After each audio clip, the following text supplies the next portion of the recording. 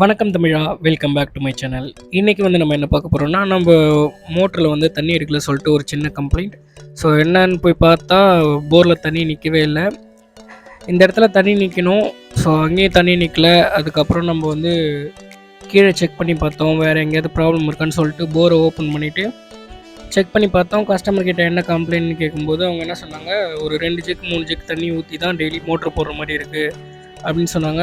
So 2-3 jug தண்ணி ஊற்றுறோன்னா maximum மேலே இந்த போருக்குள்ளே தான் ப்ராப்ளம் இருக்க வாய்ப்பு இருக்குதுன்னு சொல்லிவிட்டு நம்ம மேலே ஃபஸ்ட்டு செக் பண்ணோம். ஸோ எங்கேயாவது தண்ணி லீக் ஆகிருக்கா, எங்கேயாவது லீக்கேஜ் இருக்கான்னு சொல்லிவிட்டு ஸோ அந்த ப்ரெஷர் நெட்டை நான் ஏர் நெட்டை ஓப்பன் பண்ண உடனே என்னாச்சுன்னா கீழே நமக்கு ஒரு இடத்துல லீக் ஆச்சு. ஸோ இங்கே பார்த்தீங்கன்னா தெரியும் உங்களுக்கு.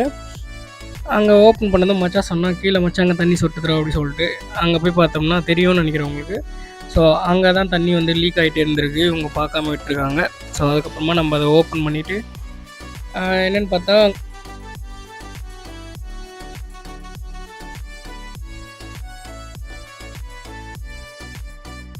ஸோ அதுலேருந்து தான் நமக்கு தண்ணி வந்திருக்கு. ஃபஸ்ட்டு பிளான்ச் தான் லீக் ஆகுது அப்படின்னு நினச்சோம். இங்கே பார்த்தீங்கன்னா தெரியும், பிளான்ச்சுக்கு நேராக வாஷருக்கு நேராக தண்ணி சொட்டிகிட்டு இருக்கு. ஸோ ஆனால் நாங்கள் ஓப்பன் பண்ணதுக்கப்புறம் தான் எம்டி உடஞ்சிருந்ததை நாங்கள் பார்த்தோம். ஸோ அதான் ப்ராப்ளம். அப்படி இல்லை அப்படின்னா நம்ம போரை தான் தூக்கி நம்ம பார்த்துருக்கணும். ஸோ ஃபுட்பால் என்ன போயிருக்கான்ட்டு போரில் நிறைய பிரச்சனை வரும். இது மாதிரி எம்டியாக ஓடியும். ஸோ இங்கே நம்ம ஓஸ் காலரில் ஏற்றும் போது அந்த இடத்துல லீக்கேஜ் ஆகிடும். ஓஸே சில டைம் ப்ரெஷரில் கிழிஞ்சிடும், ஃபுட்பால் போயிடும், ஜெட்டில் போயிட்டு கல் அடிச்சுக்கும். அந்த மாதிரி நிறைய பிரச்சனை போரில் வரும். ஸோ நம்ம வாய்ப்பு கிடைக்கும் போது நம்ம ஒன்று ஒன்றா பார்ப்போம் அதெல்லாமே. ஸோ இன்றைக்கி இங்கே பார்த்தீங்கன்னா எம்டிஏ இங்கே மேலே புதுசாகவும் கீழே இங்கே பார்த்தீங்கன்னா ரொம்ப பழசாக தெரியும். உங்களுக்கு தெரியுதுங்களா? இது ரொம்ப நாளாகவே உடஞ்சிருக்கு போல். ஸோ இது இப்போ நம்ம கழட்டும் போது உடஞ்சிச்சு. இந்த பாதி ஆஃப் வரைக்குமே உடஞ்சி தண்ணி இவ்வளோ நாள் போயிட்டு இருந்திருக்கு. ஸோ இது மோட்ரு ஓடும்போது தண்ணி லீக் ஆகாது. மோட்ரு ஆஃப் பண்ணியிருக்கும்போது கண்டிப்பாக தண்ணி இது வழியாக நின்றும். ஸோ இம்ப்ளரை விட்டு கீழே தண்ணி இறங்கிட்டாலே மோட்டரில் தண்ணி இருக்காது. அதுபடி பார்த்தோம்னா அவங்க பல நாளாகவே இதை தான் பண்ணிகிட்ருக்காங்க. ஸோ நம்ம இப்போ அந்த எம்டிஏவை நம்ம த்ரெட்லேருந்து கட் பண்ணி எடுத்துகிட்டு அதெல்லாம் க்ளீன் பண்ணோம். எப்படின்னு நான் உங்களுக்கு அப்படியே சொல்கிறேன் பாருங்கள்.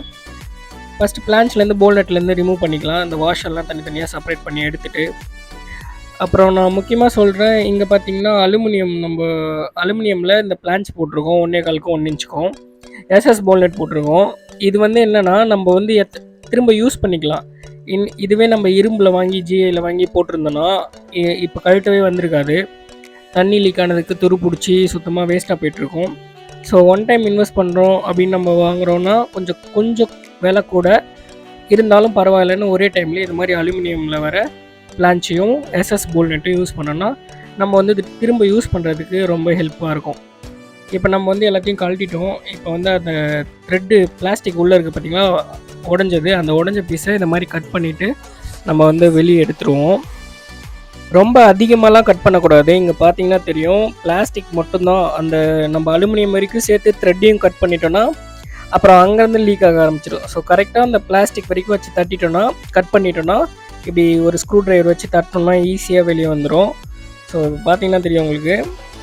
அது மாதிரி கட் பண்ணது ஒரு 2 இடத்துல இல்லை 3 இடத்துல கூட கட் பண்ணிக்கலாம், ஒரு 2-3 பிட்டாக வர மாதிரி. ஏன்னா ஒரே கட் பண்ணிவிட்டு தட்டினீங்கன்னா ரொம்ப கஷ்டமாக இருக்கும், அதுக்காக சொல்கிறேன். இப்போ பார்த்தீங்கன்னா நம்ம எல்லா பீஸுமே கட் பண்ணி தட்டி எடுத்துட்டோம். ஸோ அங்கே பாருங்கள், இதுதான் அந்த எம்டியோட த்ரெட் வரும் பார்த்தீங்களா, அந்த பார்ட்டு இது உள்ளே மாட்டிக்கிச்சு. ஸோ இதை எடுத்தால் தான் நம்ம அடுத்த வேலையை செய்ய முடியும். அதனால் இதை நம்ம ஃபஸ்ட்டு எடுத்துட்டோம். நெக்ஸ்ட் இந்த பிளான்ச்சுக்குள்ளே இருக்க இந்த டெஸ்ட்டு ஃபுல்லாக க்ளீன் பண்ணோம். நம்ம ஏற்கனவே நூல் போட்டு செலாக் போட்டு ஏற்றிருப்போம், அது இதில் ஒட்டிகிட்ருக்கோம் நல்லா. இதை கொஞ்சம் க்ளீன் பண்ணுறது கஷ்டம் தான். ஸோ இருந்தாலும் பொறுமையாக த்ரெட்லாம் க்ளீன் பண்ணோம். அப்போ தான் அடுத்த புது எம்டியை போட முடியும். ஸோ அதுக்காக நம்ம மச்சான் க்ளீன் பண்ணிகிட்ருக்காங்க. ஸோ அவன் க்ளீன் பண்ணி முடிச்சதுக்கப்புறமா நம்ம என்ன பண்ணுறதுன்னு பார்ப்போம்.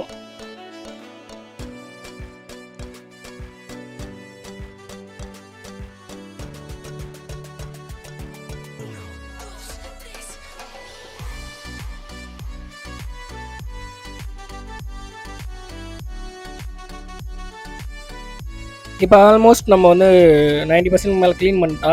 நீங்கள் எவ்வளோ க்ளீன் பண்ணணும்னா, இந்த மாதிரி கையாலேயே அந்த எம்டியை நம்ம ஏற்றணும். ஸோ அது மாதிரி நார்மலாக நூல் போடாமல் ஏற்றி பார்த்தோம்னா அப்படி கையாலேயே ஏறணும். அந்த அளவுக்கு க்ளீன் பண்ணால் தான் நம்ம ஏற்றுறதுக்கு, நூல் போட்டு ஏற்றுறதுக்கு கரெக்டாக இருக்கும். ஸோ நடுவில் எங்கன்னா இடிச்சிதுன்னா த்ரெட் ஸ்லிப் ஆகி எம்டியாக ஏறாது. அதனால நம்ம க்ளீன் பண்ணுறது கொஞ்சம் நீட்டாக க்ளீன் பண்ணிக்கோங்க. க்ளீன் பண்ணி முடிச்சதுக்கப்புறம் வழக்கம் போல் நம்ம எம்டிஏவெல்லாம் டைட் பண்ணி முடிச்சுட்டு நெக்ஸ்ட் நம்ம என்ன பண்ணுறதுன்னு பார்ப்போம்.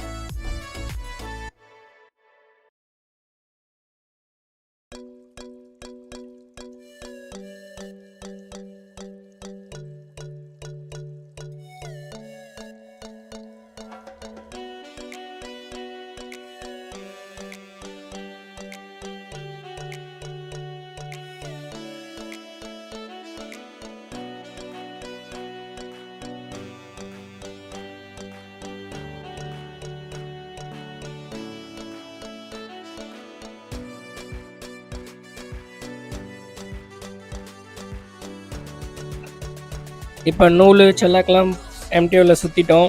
சுற்றி முடிச்சதுக்கப்புறமா பிளான்ச்சோட வாஷர்லாம் போட்டு நம்ம வந்து அந்த 1.25 பைப்லேயே வச்சு டைட் பண்ணிடுவோம். ஸோ நெட்டு போட்டுப்போம்.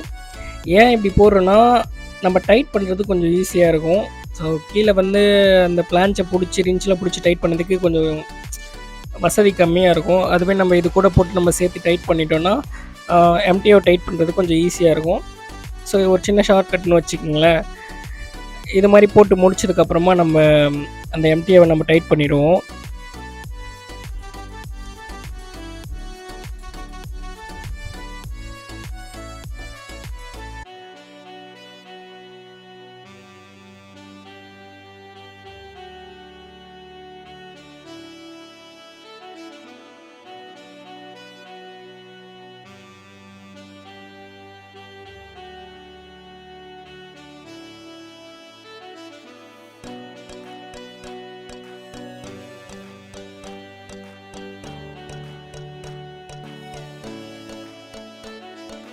இப்போ நம்ம எம்டியெல்லாம் டைட் பண்ணி முடிச்சிட்டோம். அப்படியே பக்கத்தில் 1 இன்ச்சில் இருக்க அழுக்கையும் க்ளீன் பண்ணிவிட்டு அந்த 1.25 நம்ம போர் சைடு இருந்த எம்டிஏவை எடுத்துட்டோம். ஸோ இந்த சைடு மோட்ரு பக்கம் பைப்பில் இருக்க எம்டிஏவை நம்ம அதையும் கட் பண்ணி நம்ம தட்டி எடுக்கலாம்.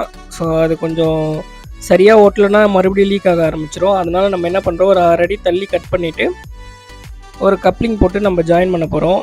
எப்படி ஜாயின் பண்ணுறோம் அப்படின்றத வந்து பாருங்கள். அதுலேயும் ஒரு சில முக்கியமான விஷயம் இருக்குது, அதையும் நான் சொல்லியிருக்கேன். ஸோ அதனால் ஸ்கிப் பண்ணாத வீடியோ பாருங்கள். நம்ம சேனலுக்கு புதுசுனா மறக்காமல் சப்ஸ்கிரைப் பண்ணிக்கோங்க. நீங்கள் நினச்சா லைக் பண்ணலாம், ஆனால் பண்ண மாட்டேன் அப்படின்ற மாதிரியே இருக்கீங்க. ஸோ கொஞ்சம் லைக்கும் பண்ணி வச்சுக்கோங்க. ஓகே கைஸ், இப்போ பார்த்தீங்கன்னா நம்ம கப்ளிங்லாம் போட்டு முடிச்சிட்டோம். கப்ளிங் நான் ஆல்ரெடி ஒட்டிட்டேன். நான் வெளியே கொஞ்சம் போயிருந்த அந்த கேப்பில் ஓட்டிட்டான் அந்த பையன். ஸோ அதனால் எடுக்கல, சொல்யூஷன் போட்டு ஓட்டிட்டோம். நெக்ஸ்ட் வந்து அந்த பழைய இருந்த பொசிஷனுக்கே இது மாதிரி பிடிச்சி வச்சு நம்ம வந்து அளவு எடுத்துக்கணும். நீங்கள் எக்ஸ்ட்ரா அளவு எடுத்துட்டிங்கன்னா நெக்ஸ்ட்டு போரில் நம்ம பழைய பொசிஷனில் இருக்க மாதிரியே வச்சு எவ்வளோ வருதோ அந்த அளவு எடுத்து நம்ம கட் பண்ணுற மாதிரி இருக்கும். ஸோ கொஞ்சம் பெருசாக எடுத்துட்டிங்கன்னா அதுக்கப்புறம் இந்த சைடு இருக்க இன்னொரு பைப்புக்கு நம்ம போல் நெட் போட்டு நம்ம டைட் பண்ண முடியாது. அப்புறம் பிரச்சனை ஆகிடும். மறுபடியும் கட் பண்ணி திரும்ப கப்ளிங் போட்டு மறுபடியும் யோசிச்சு பாருங்கள், ரொம்ப பெரிய வேலை. ஸோ எடுக்கும்போது கரெக்டாக வச்சு அளவெடுத்துருங்க. அளவெடுத்து முடித்ததுக்கப்புறமா நம்ம ஒட்டும் போதும் ஒரு முக்கியமான விஷயம் இருக்குது, அதையும் சொல்லிடுறேன்.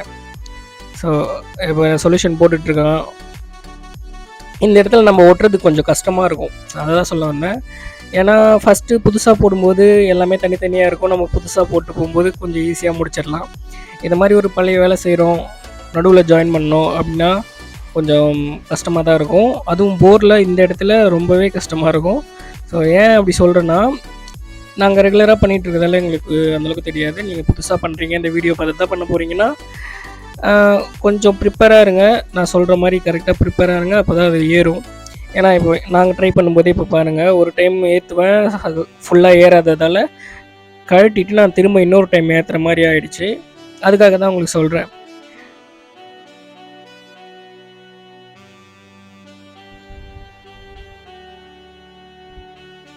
இப்போ பாருங்கள், நான் ஃபஸ்ட்டு ஏற்றுறேன் மச்சான். அங்கே சொல்யூஷன்லாம் நல்லாவே போட்டுட்டோம். நம்ம வந்து அதை 2 பக்கமும் பிடிச்சி ஏற்றணும். ஸோ மோட்ரு பக்கமும் போர் பக்கமும் பிடிச்சி ஏற்றும்போது பாதி தான் ஏறிச்சு, பாதி ஏறல. இந்த சைடு வந்து 1 இன்ச் பிளான்ஸ் வந்து கேப் அதிகமாக இருந்துச்சு. ஸோ அதை இன்னும் நம்ம ஏற்றணும். ப்ரெஷர் பத்தாததால் ஏற்ற முடியல. இங்கே தெரியுதுங்களா? ஸோ அதுக்காக நம்ம என்ன பண்ணுறோம், மறுபடியும் திரும்ப சொல்யூஷன் போட்டு மேக்ஸிமம் ஃபுல்லாக ஏறுற மாதிரியே பாருங்கள். கொஞ்சம் ஏறிடுச்சு போதும் அப்படின்லாம் விட்டுறாதீங்க. மேக்ஸிமம் அந்த 1 இன்ச் தான் அதில் ஏறும். அந்த 1 இன்ச்சு கொஞ்சம் நல்லா ஏறுற மாதிரி பார்த்துக்குங்க.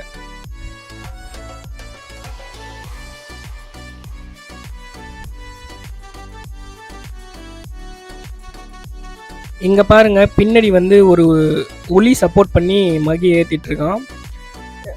ஏன்னா வேறு வழி கிடையாது. நம்ம அது மாதிரி ஏதாச்சும் உளி இல்லை கொம்பு கிம்பு எதனா இருந்துச்சுன்னா அதை வச்சு ப்ரெஸ் பண்ணி ஏற்றினா தான் அந்த இடத்துல வந்து நம்மளால் ஏற்ற முடியும். ஸோ இங்கே பாருங்கள், 1 இன்ச்சில் 2 பிளான்ச்சுமே ஒட்டிகிட்ருக்குங்களா. இப்போ நெட்டு போடுறோம் பார்த்தீங்களா, அந்த இடத்துல 2 பிளான்ச்சுமே ஒட்டிகிட்ருக்கு. அந்த அளவுக்கு இருக்கணும். ஸோ கொஞ்சம் பெருசாக இருந்துச்சுன்னா நம்ம டைட் பண்ணும்போது இழுத்துக்கிட்டு வரும், கஷ்டம். ஸோ அதனால் அதை மட்டும் கரெக்டாக பார்த்துக்குங்க. நெக்ஸ்ட் நம்ம ஏற்றி முடித்த உடனே எல்லா போல் நெட்டையும் டைட் பண்ணிடணும். ஸோ அதுக்கப்புறம் திரும்ப ரிட்டன் வந்துருச்சுன்னா, அதாவது அந்த சொல்யூஷன் போட்டது திரும்ப இழுத்துட்டு வெளியே வந்துருச்சுன்னா மறுபடியும் வேலை இல்லை. அதனால் வந்து நம்ம போல் நெட்லாம் போட்டு டைட் பண்ணிக்கலாம். ஸோ அடுத்து 4 போல் நெட்டையுமே போட்டு நம்ம டைட்லாம் பண்ணி முடிச்சுட்டு என்ன பண்ணுறதுன்னு நம்ம நெக்ஸ்ட் பார்ப்போம்.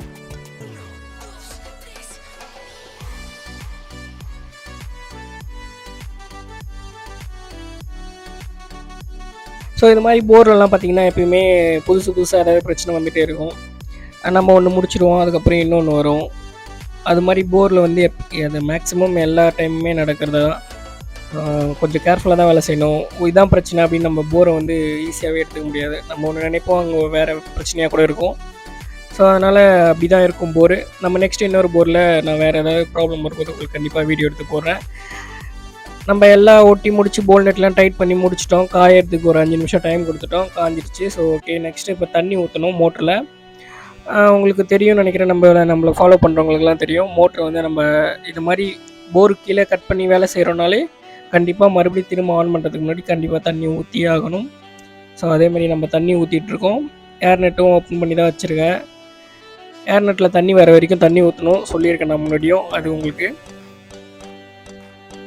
ஸோ இப்போ நம்ம இது எல்லாமே முடிச்சிட்டோம். கீழே வேறு ஏதாவது ப்ராப்ளம் இருந்துச்சுன்னா நம்ம இங்கே எவ்வளோ தண்ணி ஊற்றினாலுமே தண்ணி வந்து நிற்காது. இந்த வால்வில் இங்கே வந்து தண்ணி வந்து நிற்கணும். ஸோ அப்போ தான் ஏர் லீக் ஆகலை, தண்ணி எங்கேயும் லீக் ஆகலை அப்படின்னு அர்த்தம். ஸோ நான் அதை உங்களுக்கு காட்டுறேன் பாருங்கள். இப்போ ஏர் நெட்டில் தண்ணி இங்கே வந்ததுக்கப்புறமா நம்ம ஏர் நெட்டை க்ளோஸ் பண்ணிடணும். ஏர் நெட்டை க்ளோஸ் பண்ணி முடிச்சதுக்கப்புறமா வேறு எங்கேயாச்சும் தண்ணி லீக் ஆகுதா அப்படின்னு நம்ம செக் பண்ணிக்கணும் ஒரு டைமு. ஸோ அதையும் பார்த்துக்கோங்க.